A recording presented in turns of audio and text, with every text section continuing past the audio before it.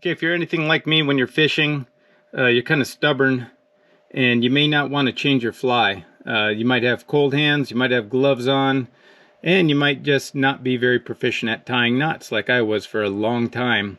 So I would just keep using a fly as long as I possibly could to avoid taking the time to change the fly.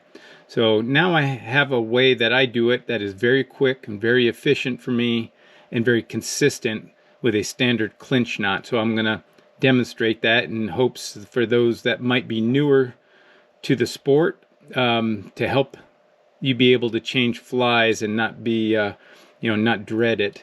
So the first thing I do is I pass the line through the eye of the hook from underneath. So if this is a standard hook, from the bottom rather than the top, looking down on it. So I go up from the bottom.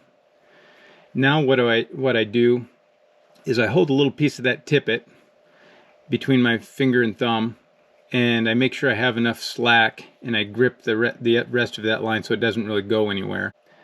It looks something like this. I've got the fly dangling, and I've got the tag end, and I'm holding the rest of the tippet. So I pass my finger behind, just above the fly there. I just rotate my finger around, say 6 times if it was 5X. I'm not going to do that many because the line is too thick.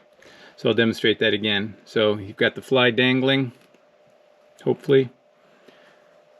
I stick my finger behind it next to the fly, and then I rotate around 5 times or 6 times. And then what I do, it'll look something like this. I take my middle finger and thumb and I pinch the fly and I pull down a little bit. And you can see what happens there. It creates that big loop. So even us visually challenged with readers, I can do this on the water very quickly without needing any cheaters. So I'll take that tag end and I can easily pass that through, and then I just kind of pinch it with the one hand. Now I'll tighten that tag, I'll pull on that tag end a little bit, kind of tighten that, and it will look like that, but much simpler with tippet. And then I lubricate, and then I pull it down and tie it. And then I clip it, and that's all there is to it. I will demonstrate that one more time since that wasn't very smooth with this sticky fly line. And have enough slack there, and I hold the rest so it doesn't pull out on me too much.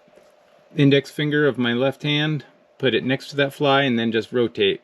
Now you do have to make sure that the fly is obviously on the right side of that twist. So kind of next to your finger. And by inserting the line through the bottom of the fly, the way it rotates, that hook will typically not grab you, not poke you.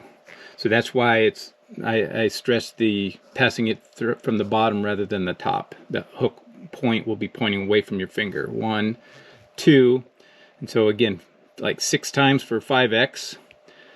I grab it with my thumb and middle finger to create that big hole that I can easily pass it through and pinch. And then I pull the tag end until it is partially closed, lubricate it, and cinch it down. And then clip the tag end. I've had no problems with this clinch knot. I've tried a lot of other knots, Orvis knots and Davy knots and uni knots and all that kind of stuff, improved clinch.